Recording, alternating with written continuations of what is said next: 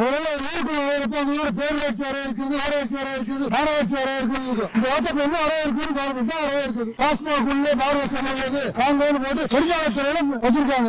இதெல்லாம் எங்க போய் முடியும்னு தெரியல. டாஸ்மாக் இப்ப சமீபத்துல பார்த்தா முதல்ல வந்து போறவங்க வர்றவங்க பாலத்துல மரத்துக்கு அங்க குடிச்சிட்டு இருப்பாங்க காலி இடத்துல எல்லாம். இப்ப பாத்தீங்கன்னா வீட்டுக்கு எதுக்காலே கிராமத்துல வீட்டுக்கு எதுக்காலே குடிச்சிருக்காங்க. ஏன்னு கேட்டதுக்கு ஏன்னு கேட்ட ஆளு ஜெயில் முடிஞ்சது, ஆள் முடிஞ்சு வச்சு கொண்டுட்டாங்க. அரிசவங்க 3 பேரும் ஜெயிலுக்கு போயிட்டாங்க. இப்ப அந்த வீட்டு யாரு வாங்குறதுன்னு தெரியல. டாஸ்மாக் நிலைமை இப்படி இருக்கிறப்போ ஊருக்கு இந்த மாதிரி வச்சிருக்காங்க. இந்த மாதிரி போர்டு ஊருக்கு வச்சா அது பிரியர்கள் மது அட்டுவா கூட இந்த மாதிரி போர்டை பார்த்தோன்னா அவங்க ஞாபகப்படுத்துற மாதிரி இருக்கும். இந்த மாதிரி வைக்கலாமா?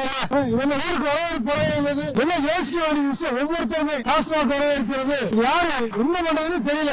நாட்டுல ஒவ்வொரு நாள் இந்த மதுனால நடக்கிற கொடுமைகள் அங்கெல்லாம் காட்சியா இருக்கு. இந்த மாதிரி போர்டு எல்லாரும் பாக்குற மாதிரி இருக்கு. சின்ன குழந்தைங்க எல்லாருமே இதெல்லாம் போயிட்டு இருப்பாங்க. முதல்ல போர்டு வைக்கிற குறைஞ்சு குடிக்கிறவங்க வந்து இங்க இருக்கு கலாயம் இருக்குன்னு தெரியும். எப்படி ரேஷன் கடையில பொருள் வாங்க போன தெரியுது இல்ல, அந்த இடத்துல ரேஷன் கடை இருக்குது. அதே மாதிரி இதுவும் தெரியும். அதனால இந்த மாதிரி படிப்படியா குறைக்கிறதுக்கு என்னென்ன நடவடிக்கை எடுக்க முடியும் முதல்ல எடுங்க. முதல்ல பேர் எடுங்க. அப்புறம் ஒவ்வொரு கடையா குறைங்க. மதுவை ஒழிச்சா தான் நாடு எப்படி ஆகும்.